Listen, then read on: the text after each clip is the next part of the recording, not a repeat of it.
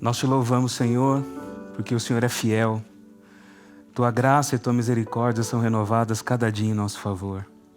E é por isso que nós estamos aqui na tua presença, com o nosso coração sedento, a nossa alma aberta, dispostos a sermos banhados pelo teu Espírito, pelo teu poder, pela tua bênção, pela luz, pela iluminação, pelo sentimento de entender a sua palavra e de sermos transformados por ela. Amém. É isso que nós buscamos agora, é isso que nós queremos. Portanto, Senhor, nos ensine. Nós estamos aqui aos seus pés para sermos transformados pelo poder que vem da tua palavra. É a sua palavra hoje que traz a revelação do teu amor, da tua bondade, dessa fidelidade que nós cantamos aqui, que ela produza frutos para o louvor da tua glória. É o que nós te pedimos em nome de Jesus. Amém. Amém. Amém. Bom dia, bom sábado para você que está aqui no sábado, no Shopping Pátio Higienópolis, no Teatro UOL. E para você que acompanha a gente pelo nosso canal no YouTube e por outros meios de transmissão, que Deus também te abençoe, com a mesma bênção que nós pedimos aqui, com o mesmo entendimento, com a mesma luz do Espírito Santo, para que a palavra também frutifique na sua vida. Nós estamos hoje, depois de uma série longa, como foi a série Graça, nós estamos encerrando uma série curtinha, a série Que Amor é Esse?, que foi baseada no livro do profeta Oséias. Uma série curta, mas uma série muito densa, uma série muito complicada. Porque o livro do profeta Oséias é um livro denso, é um livro de muitas emoções, é um livro muito complexo. Eu mesmo, para poder fazer o sermão de hoje, eu lutei muito essa semana. E eu fui terminar esse sermão 2h da manhã. Terminei, nem tinha estudado. Eu fui estudar aqui, porque realmente é muita coisa. E poder selecionar, separar e estruturar numa mensagem tanta riqueza como a gente vê no livro de Oséias, é difícil. Então a gente tem que deixar muita coisa de lado com o coração apertado, né? Mas trazer assim uma síntese do que eu gostaria que vocês levassem hoje no coração de vocês em nome de Jesus. E para a gente encerrar a série, eu quero convidar você a ler junto comigo o último capítulo do livro do profeta Oséias, o capítulo 14. Abra sua Bíblia, se você tem a Bíblia aí com você, ou o seu celular, o aplicativo, o seu tablet, enfim, o recurso que você tiver, e deixa aberto, porque nós vamos ler aqui e daqui a pouquinho nós vamos voltar aqui para o texto para entender algumas coisas que nós encontramos nele aqui. Oséias capítulo 14, do verso 1 em diante, diz assim: Israel, volte para o Senhor seu Deus, porque você caiu por causa dos seus pecados. Tragam palavras de arrependimento e convertam-se ao Senhor, dizendo: perdoa toda a nossa iniquidade, aceita o que é bom, e em vez de novilhos, os sacrifícios dos nossos lábios. A Assíria não nos salvará, não iremos montados em cavalos, não mais diremos as obras das nossas mãos, que elas são o nosso Deus, porque só em ti o órfão encontra misericórdia. Vou curar a rebeldia deles, vou amá-los de boa vontade, porque a minha ira se afastou deles. Serei para Israel como orvalho, e ele florescerá como lírio, e lançará suas raízes como o cedro do Líbano. Os seus ramos se estenderão, o seu esplendor será como o da oliveira, e a sua fragrância como a do cedro do Líbano. Os que se assentavam à sua sombra voltarão, serão vivificados como o trigo, e florescerão como a videira. A sua fama será como a do vinho do Líbano. Ó Efraim, que tenho eu a ver com os ídolos? Sou eu que ouço as suas orações e cuido de você. Eu sou como o cipreste verde, de mim procede o seu fruto. Quem é sábio, que entenda essas coisas. Quem é inteligente, que as compreenda. Porque os caminhos do Senhor são retos, e os justos andarão neles, mas os transgressores neles cairão. Há exatamente 1 ano, eu estava sendo apresentado como pastor aqui na comunidade. Há 1 ano atrás. Para ser assim bem preciso, amanhã faz 1 ano que eu fui apresentado aqui. E a primeira vez que eu subi aqui para poder trazer uma mensagem para vocês foi na abertura da série Adamá. Vocês lembram da série Adamá? Foi na abertura da série. E eu falei sobre metáforas e falei sobre como as metáforas elas ilustram o nosso relacionamento com Deus, com a natureza. E falei muito sobre A Vida Secreta das Árvores, que era um livro que eu apresentei aqui para vocês. E isso me rendeu assim um apelido, para quem não me conhecia na época, Pastor da Árvore. É mole? O pastor da árvore. né? Aí eu fiquei sabendo disso. O pastor da árvore, né? Então, se você ainda insistir com o apelido pastor da árvore, e se você aí também no YouTube que está assistindo, colocar aqui embaixo nos comentários, o pastor da árvore, eu vou abençoar vocês, muito. Vou abençoar todos vocês. Tá? E não entendam isso de forma literal, porque isso é uma ironia, tá bom? E ironia é um recurso literário, né? Dentro de metáforas também, símiles e várias coisas que a gente encontra aqui nesses livros poéticos. Né? Por quê? Porque, como nós vimos, o texto do profeta Oséias é um texto poético. Oséias tem alguns capítulos em prosa, mas quase que a totalidade da sua profecia é feita em poesia. E a poesia é repleta de metáforas. E é muito complicado a gente entender as metáforas, principalmente as metáforas de Oséias. Vocês já viram aqui na série, o pastor Edson explicou como essas metáforas elas se sobrepõem, como elas se agrupam, como elas vão mostrando toda uma complexidade de sentimentos, de realidades. E a gente tem muita dificuldade de poder entender as metáforas, porque elas demandam da gente uma compreensão muito sutil, muito perspicaz de todo esse universo simbólico que elas representam. E hoje a gente vive numa época de tanta superficialidade na comunicação, e é difícil entender uma linguagem assim. A gente se comunica por emoji, né?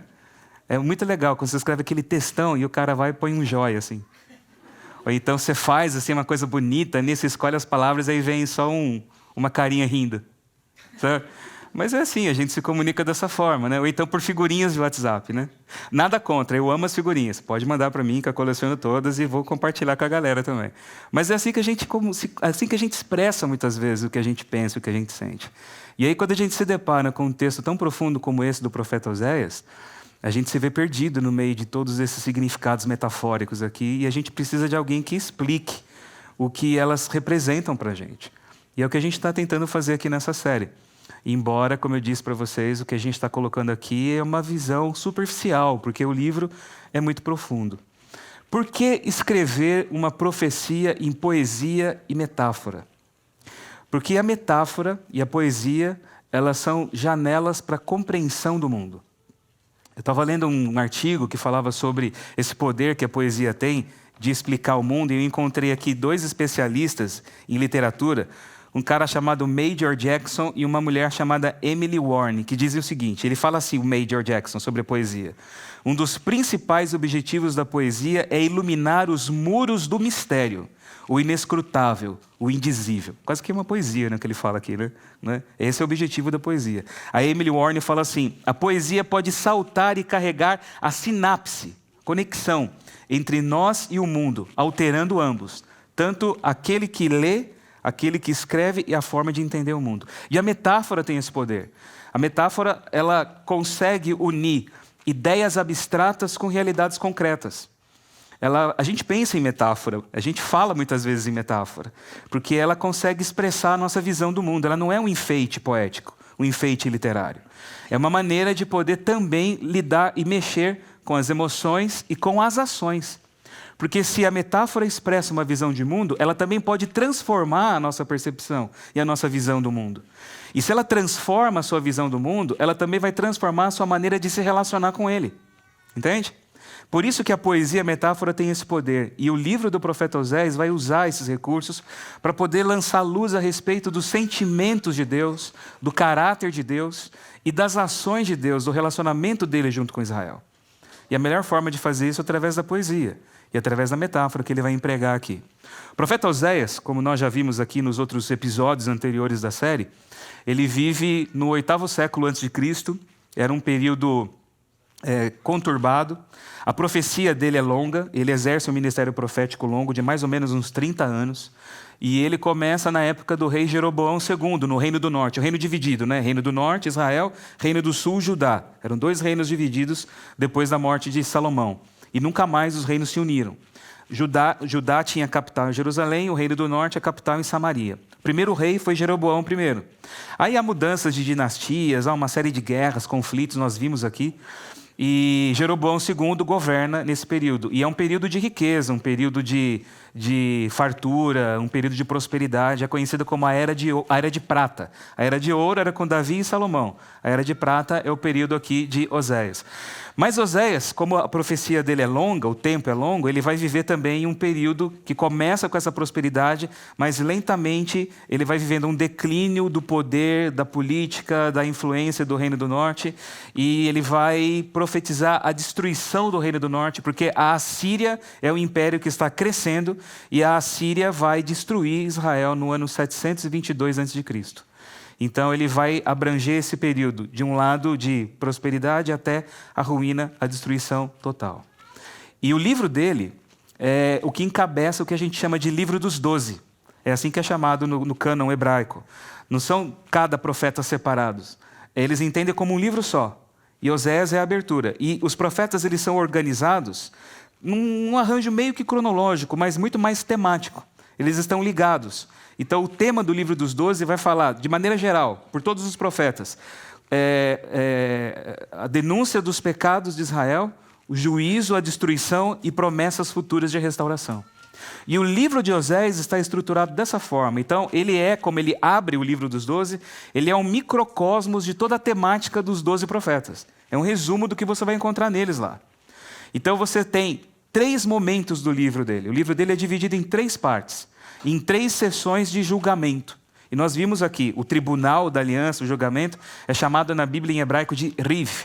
É a palavra técnica, o termo técnico que vai designar o julgamento, a sessão do julgamento da aliança. Quando Israel era infiel à aliança, quando Israel quebrava a aliança por apostasia, idolatria, injustiça social, os profetas vinham e eles se manifestavam como procuradores da aliança. E aí eles executavam, melhor, anunciavam o julgamento. Então, você vai encontrar 3 vezes onde o Riv aparece em Oséias. No capítulo 2, quando ele fala assim, eu tenho uma acusação contra a mãe de vocês, contra Gomer, a mulher de Oséias. É Riv, a palavra ali. No capítulo 4, ele também vai dizer assim, eu tenho um Riv, um julgamento, uma acusação, uma controvérsia com vocês. E no capítulo 12, na última sessão do livro, ele também vai falar, eu tenho uma controvérsia com Jacó, com Israel. E a palavra controvérsia, acusação, processo, é a palavra Riv. E o Riv segue uma estrutura, não é uma coisa aleatória assim. Você tem uma estrutura do julgamento. Deus, primeiro, ele vai chamar testemunhas, geralmente ele vai convocar os céus e a terra como testemunhas. Você vai ver Deus relembrando os atos passados, como ele cuidou de Israel. Ele vai lembrar da história do Êxodo, vai lembrar da história dos patriarcas, como ele guiou Israel até aquele momento. Ele vai acusar o povo dos seus pecados, ele vai trazer provas desses pecados e ele termina anunciando a sentença ou um convite ao arrependimento. Essa é a estrutura do Riv, do tribunal do julgamento. E Oséias faz isso em 3 momentos do livro dele e dentro dessa proclamação do Riv, ele vai executar tudo isso de maneira poética, com as metáforas dele. E é interessante que ele vai usar muitas metáforas associadas a Deus. São cerca de 103 metáforas diferentes que você encontra no livro de Oséias, associadas a Deus. Então, imagina para eu poder fazer esse sermão, hein? Tendo que escolher para vocês no meio de 103 metáforas. Né? Ele usa várias metáforas associadas a Deus. E ele faz também, como ele é poeta, um jogo de palavras. Ele brinca com o som das palavras, ele faz arranjos de palavras muito interessantes. E como o Reino do Norte é conhecido pela tribo mais importante, que é Efraim, a tribo do Norte, ele vai fazer um jogo de palavras com o nome Efraim. Efraim é uma metonímia para todo Israel. Israel é simplificado e é colocado dentro da compreensão de nação através do nome Efraim. E Efraim é o nome do filho mais novo de José. É o filho que era mais novo, mas foi abençoado como primogênito por Jacó. E ele recebe esse nome porque José, ele havia sido abençoado no Egito. E quando nasce Efraim, ele fala, Deus me fez frutífero. Rifreni, frutífero. E ele vai pegar a palavra fruto em hebraico, peri, e ele vai fazer um jogo com a palavra. Ele vai colocar um dual, um plural dual, que é ain no final. Então fica peri, pri, Efraim. Efreno, Efraine, Efraim é o nome. Efraim é o nome do filho dele. Excessivamente frutífero, demais. Esse é o nome do menino. E o profeta Oséias vai fazer uma ironia com isso. Frutífero? Você, na apostasia e no pecado, você não dá fruto, não. E ele vai usar várias palavras com essa sonoridade de FR. A palavra em hebraico, ou melhor, a letra em hebraico que a gente lê como P ou como F, ela é a mesma letra, P e F. A única diferença é que você põe um pinguinho dentro dela. Quando você põe um pinguinho, é P. Quando é sem pinguinho, é F. Entende? É a mesma palavra. Então você vai ver várias palavras aqui no livro dele com P, com F, com R, brincando com o som do nome Efraim. Vocês querem ver um exemplo? Eu separei alguns aqui para mostrar para vocês. No texto, a gente vê momentos em que Efraim recusa a cura de Deus. Ele fala, eu queria curar vocês. A palavra cura, rafá, verbo curar. Eu queria curar vocês. Ele não quer ser curado por Deus, porque Efraim é uma vaca teimosa. A palavra vaca é pará, uma vaca teimosa. Ela deixa de produzir os seus frutos, peri, o fruto que deveria produzir para Deus. Ele é adúltero, o povo é uma massa de adúlteros. E a palavra adúlteros em hebraico é menafim, é a palavra, o plural, menafim. Eles são semelhantes a um forno aceso do padeiro, ofé é o padeiro. E é por isso que eles vão experimentar a ira, af, de Deus. Quando Deus fala minha ira, ele fala api, a minha ira. Vocês vão experimentar. Então, aparece esse jogo com o som do nome Efraim o tempo todo no livro. E principalmente aqui no último capítulo que nós lemos. A gente não percebe isso em português, mas essa é a sonoridade da poesia hebraica que ele vai usar aqui. E ele vai exagerar na complexidade das metáforas que ele usa para descrever o sentimento de Deus em relação ao seu povo. Porque Oséias, ele vai apresentar Deus de uma maneira totalmente escandalosa e diferente. Eu lembro que alguns aqui ficaram até assustados quando a pastora Aca, pregando, falou que Deus é corno, né? A Aca falou assim, Deus é corno. Como que pode? A gente canta santo, santo, santo. E de repente fala, pô, Deus, você tá com uma dessa? Né? Como é que pode Deus assim? Mas é assim que ele é apresentado no livro. É uma metáfora do relacionamento. E Deus é apresentado no livro de maneiras absurdas. Deus ele é apresentado como verme, como podridão. Deus é a traça. Deus ele é apresentado como fenômenos meteorológicos, como orvalho, como tempestade. Deus é apresentado como animais selvagens. Ele é o leão, ele é o urso que despedaça, que destrói. Ele é apresentado como juiz, uma coisa mais neutra, né? Como professor, ele é apresentado. Mas as metáforas que mais chamam a nossa atenção e as que se destacam no livro de Oséias são as metáforas relacionais, as metáforas conjugais, as metáforas parentais e as metáforas agrícolas. Deus também é o fazendeiro, é aquele que vai plantar. E Efraim, o frutífero, não dá fruto. Ou ele frutificou, mas o fruto não é bom. Ou então deixou de frutificar.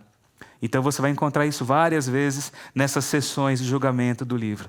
E Deus ele vai anunciar os pecados, a sentença, e subitamente ele muda. Porque ele anuncia a sentença e ele espera uma resposta de Israel. Isso acontece na primeira sessão do julgamento, isso acontece na segunda sessão do julgamento, mas Israel não responde. Israel não se volta para Deus. Israel não se converte. E Deus é apresentado também de uma maneira extremamente violenta. Ele é agressivo no livro. Ele diz muitas vezes que ele vai destruir o povo. E ele descreve todos os horrores da guerra que ele vai permitir que aconteça com Israel. Ele fala que o povo vai ser esmagado, que as crianças vão ser mortas, que as mulheres grávidas vão ter seus ventres rasgados, os nenenzinhos mortos. É uma coisa horrível. Ele vai descrever tudo isso. Mas ao mesmo tempo que ele está assim, violento, e ele fala, eu não amo vocês. Eu rejeitei vocês pelo que vocês fizeram. Aí ele olha, ele para, ele volta e ele diz assim, mas como eu poderia entregar você, Efraim? Você é meu filho. Eu chamei você do Egito. Não posso entregar você. Quando eu penso em você, o meu coração dispara, o meu interior queima, arde, as minhas emoções quando eu penso em Efraim. Ele fala assim. E ele fala assim, como eu poderia tratar vocês como Admá e Zeboim, Sodoma e Gomorra?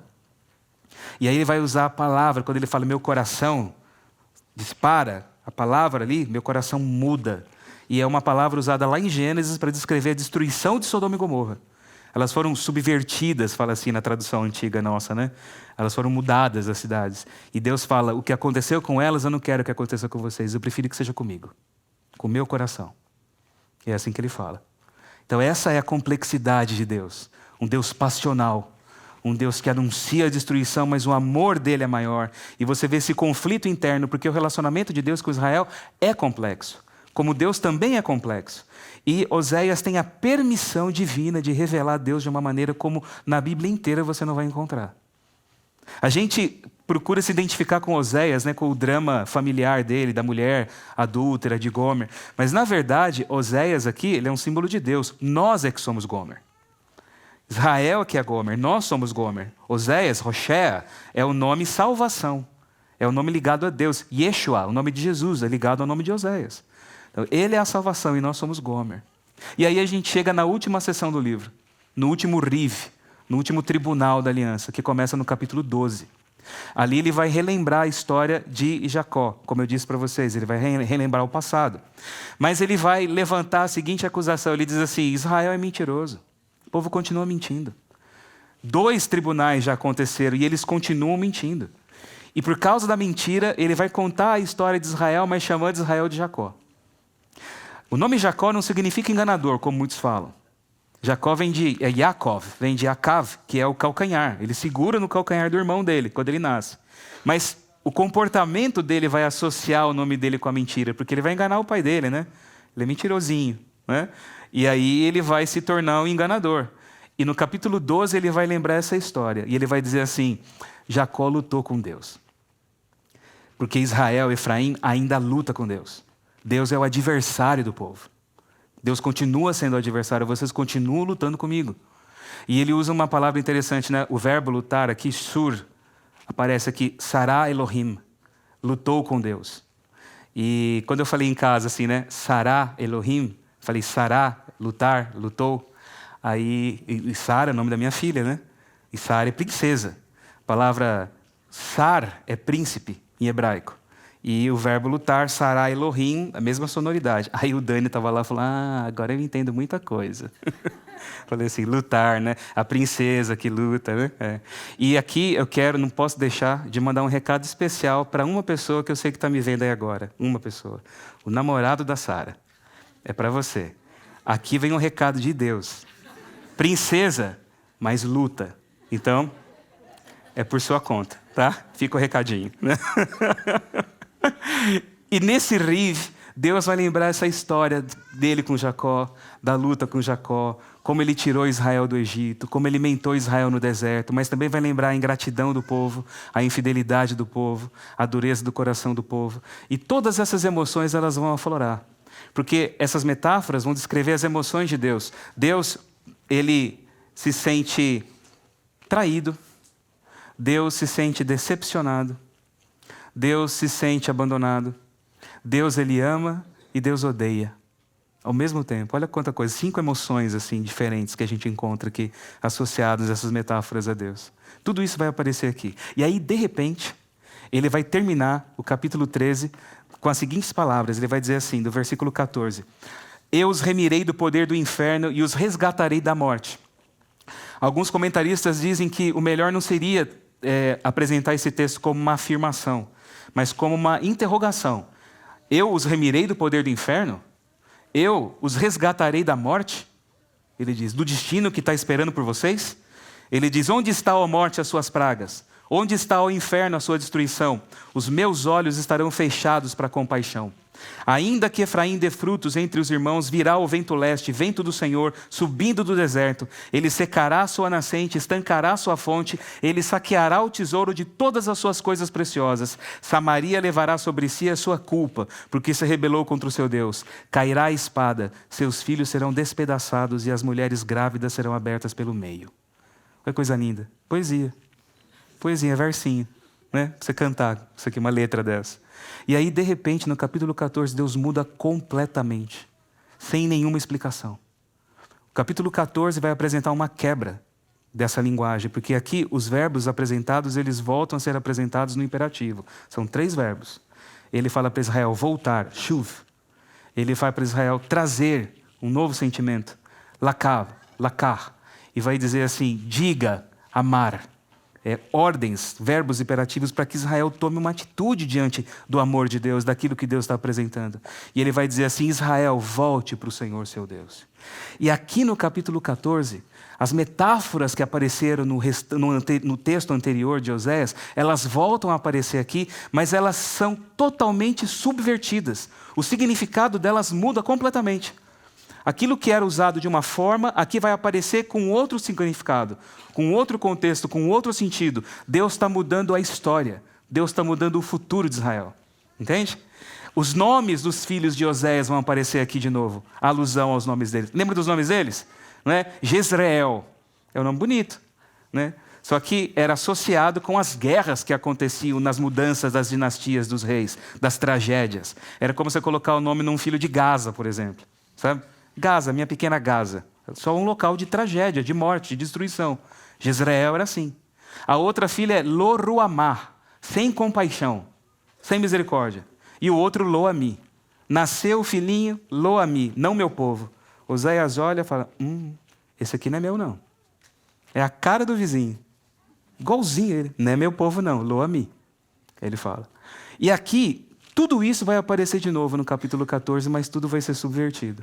Porque Deus vai dizer assim: tragam palavras de arrependimento, eu quero o sentimento de vocês. A gente costuma falar assim, né? Falar que ama é fácil, difícil é agir. Não é assim? Só que para Deus aqui é o contrário. É possível vocês agirem sim. É possível vocês entregarem o corpo de vocês para ser queimado e fazer tudo isso em amor. Agora eu quero o sentimento de vocês. Eu quero ouvir vocês dizendo que me amam de verdade. Quero que vocês renunciem à força de vocês. E ele diz assim: tragam palavras. Eu quero, em vez de novilhos, parim, novilhos. Ele está usando aqui a sonoridade do nome Efraim. Em vez de novilhos, eu quero o sacrifício dos lábios. O sacrifício dos nossos lábios. Deus coloca palavras na boca de Israel. Palavras que Israel não está dizendo. Mas ele diz o que ele gostaria de ouvir deles. A Assíria não nos salvará. Não iremos montados em cavalos, não diremos mais as obras das nossas mãos, que elas são o nosso Deus, porque só em ti o órfão encontra misericórdia. E aqui você tem essas mudanças dos nomes. Misericórdia, Lo-Ruamá, sem misericórdia. Aqui vai dizer o seguinte: o órfão encontra misericórdia. Yarum, vai aparecer aqui, Raham é a palavra. E é interessante que eu até separei aqui algumas dessas frases para vocês aqui ouvirem o som delas. Ele vai dizer assim, ele vai ter misericórdia, Yeruham, do órfão, Yatom, misericórdia do órfão, Yeruham, Raham. E aqui é um eco do nome de Deus. Porque lá no Monte Sinai, quando Deus passa diante de Moisés, ele fala assim que ele é Adonai, Adonai, o Senhor, Senhor, o Deus misericordioso, El Rahum. E o Deus da aliança havia sido anulado, né? Ele fala: vocês não são meu povo, Lo-Ami, e eu não vou ser Deus de vocês. Ele fala assim. Agora aqui Deus está restaurando a aliança. Os nomes de Deus lá do Êxodo aparecem aqui nesse texto. Então ele diz assim: eu vou ter misericórdia do órfão. Israel era o filho que abandonou o pai. O pai amou o filho, mas o filho saiu, se manifestou rebelde e se desprendeu dos vínculos parentais. Aqui ele recebe o órfão de novo. Então olha como ele está invertendo tudo aquilo que ele falou no texto anterior. E ele diz assim no versículo 4, eu vou curar a rebeldia deles. Aqui nesse capítulo, Deus vai aparecer como aquele que ama o órfão, aquele que cura a apostasia, aquele que faz Israel florescer. E ele vai aparecer aqui no final do texto como uma árvore plantada no meio do jardim. Essa é a última imagem de Deus que você encontra. Eu falando da árvore de novo, né? É o pastor da árvore mesmo, não tem jeito. A árvore plantada no jardim. Deus aqui, ele se identifica com a árvore. E olha que beleza, como ele vai construindo aqui essas imagens. Ele diz assim, eu vou curar a rebeldia de vocês. E a palavra curar aqui, a frase é Erpá Meshuvatam. Erpá, o som do nome Efraim, tá vendo? Erpá Meshuvatam. A minha ira, Shuv, a minha ira, Api, Shuv. Ele fala, Shuv, volta Israel, porque a minha ira, Shuv, ela foi de vocês, não tem mais ira com vocês. Acabou a minha ira. Ele diz assim, eu vou curar a apostasia. Como Deus cura a apostasia? É com uma regra para você seguir? É com mais uma lei para você obedecer? Ele fala, eu vou curar vocês com meu amor. Eu vou amá-los incondicionalmente. Eu vou amá-los de boa vontade. Eu vou amá-los com todo o meu coração. é assim que eu vou curar a apostasia de vocês. Essa apostasia religiosa que vocês têm, porque Israel era profundamente religioso, mas aquilo só ficava na esfera, na camada do comportamento, aquilo não descia para o coração, para um relacionamento vivo com Deus. Por isso eles faziam sincretismos com Deus, com os deuses da fertilidade, com os poderes políticos, com a força do dinheiro. Deus era só uma coisa a mais, no meio daquele cenário todo caótico de Israel. Ele falou, eu vou curar essa apostasia com o meu amor. E aqui aparecem várias imagens de fertilidade. Deus fala, eu serei o orvalho. E a palavra serei aqui é Erié. Erié é o nome de Deus, que Deus fala lá para Moisés no Monte Sinai. Quando Moisés pergunta, qual que é o seu nome? Ele não fala, eu sou o que sou? Rié, Asher, Erié. Eu sou o que eu serei. Ou eu serei o que eu serei. Ele fala assim. E aqui, ele está fazendo uma sobreposição do nome do filho Lo-Ami.